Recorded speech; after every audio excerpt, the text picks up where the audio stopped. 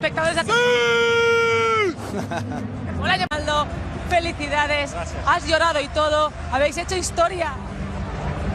Increíble, a través de una temporada impresionante y culminar el año con la Champions, un récord otra vez, muy feliz. Un doblete, otra Copa de Europa tuya. Habrá que ponerle tu nombre a la Champions. Bueno, la verdad que ha hecho un final de temporada espectacular, me preparé para esto porque las cosas grandes se ganan en el final. Fue una buena opción de mi parte, de mi entrenador, de la gente que trabaja conmigo y estoy muy contento. ¿Qué os ha dicho Zidane en el vestuario? Porque habéis cambiado.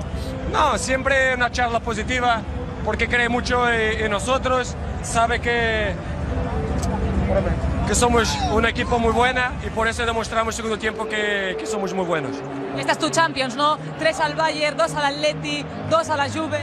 3 al Atleti. 3 al Atleti. Como ha dicho, muy contento, un final de temporada impresionante, un récord más, mejor marcador de la Champions otra vez, muy feliz. Así que, Cristiano, como el año pasado en Milán, por favor, ese grito para los espectadores de A3 Media.